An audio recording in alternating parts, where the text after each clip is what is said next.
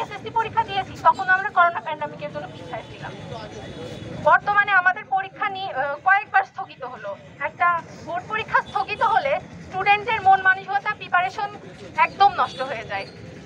আমরা এখন আমাদের দাবি নিয়ে এসেছি, আমাদের 2024-এর পরীক্ষা এই যে ছেলে খেলাগুলো হচ্ছে, আমাদের সাবজেক্ট ম্যাপিং এর মাধ্যমে, বিকল্প মূল্যায়নের মাধ্যমে আমাদের একটা সিদ্ধান্তে পৌঁছাক। সালের এইচএসসি পরীক্ষার্থীরা আমাদের সাথে খুবই জুলুম করা হচ্ছে। আমাদের পরীক্ষা বারবার পিছিয়ে আমাদের সাথে সিনেমিনি খেলা হচ্ছে। একটা বোর্ড পরীক্ষা বারবার পিছনো মানে একটা শিক্ষার্থীর মন মানসিকতা থাকে না পরীক্ষা দেওয়ার মতো। পরীক্ষার মন মানসিকতা নষ্ট হয়ে যায়, প্রিপারেশন যেরকম থাকে প্রিপারেশন থাকে না। আমাদের একটা পরীক্ষা আমরা যখন দেব প্রথম যেরকম প্রিপারেশন থাকে, পরীক্ষা বারবার অফ এবং অন করলে এটা আমাদের একটা প্রিপারেশন নষ্ট, আমাদের মন মানসিকতা অন্যদিকে ঘুরে যায়। আপনারা জানেন বিগত আন্দোলনের জন্য আমাদের পরীক্ষা বারবার বন্ধ এবং খোলা হচ্ছে, ডেটের উপর ডেট দেওয়া হচ্ছে, পরীক্ষা নেওয়া হচ্ছে না।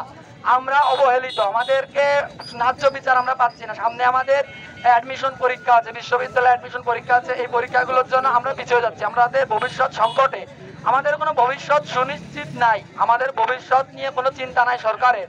আমাদের অ্যাডমিশন সামনে, আমাদের অ্যাডমিশন নিয়ে কোনো চিন্তা করা হচ্ছে না। 6 মাস ধরে একটা পরীক্ষা হলে একটা শিক্ষার্থীর মন মানসিকতা থাকে না পরীক্ষা দেওয়ার মতো।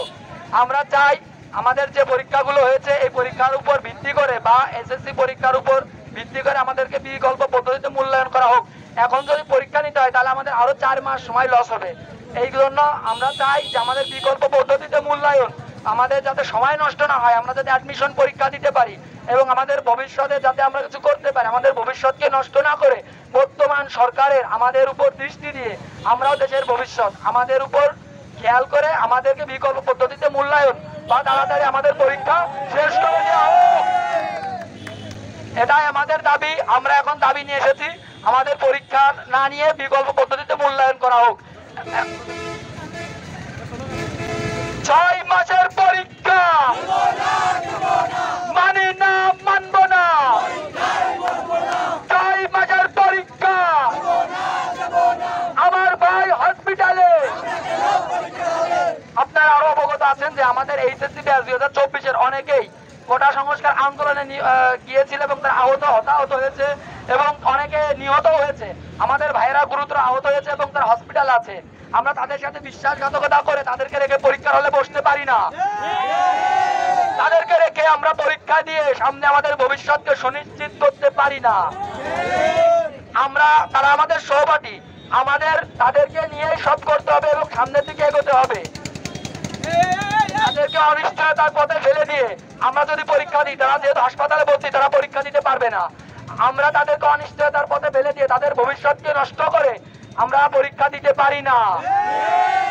অতএব আমরা চাই যেহেতু আমাদের ভাইয়েরা হসপিটাল আছে, হতাহত আছে, এই বিষয়ের দিকেও যেন সরকার দৃষ্টি দেয়, দিয়ে আমাদেরকে বিকল্প পদ্ধতিতে মূল্যায়ন করে এবং আমাদের বোর্ড পরীক্ষা যেন এইভাবে স্থগিত করে দেয় এবং আমাদের অ্যাডমিশন পরীক্ষার যেন আমরা দিতে পারি, আমাদের সময় নষ্ট না হয়।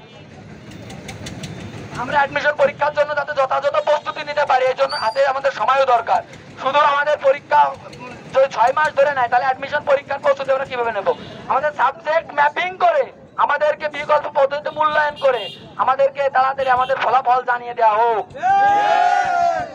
এখন আমাদের একটাই দাবি, আমরা পরীক্ষায় বসবো না, আমাদেরকে বিকল্প পদ্ধতিতে মূল্যায়ন করে বা সাবজেক্ট ম্যাপিং এর মাধ্যমে আমাদের ফলাফল প্রকাশ করা হোক।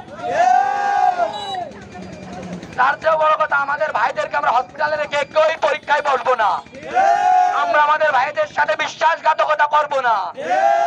6 মাসের পরীক্ষা, 6 মাসের পরীক্ষা মানি না, মানব না। আমার ভাই হসপিটালে। এই বলে আমরা আমাদের মিছিল আজকের মতো এখানেই শেষ করছি। সরকার যেন আমাদের উপর দৃষ্টি দিয়ে আমাদের ফলাফল তাড়াতাড়ি প্রকাশ করে।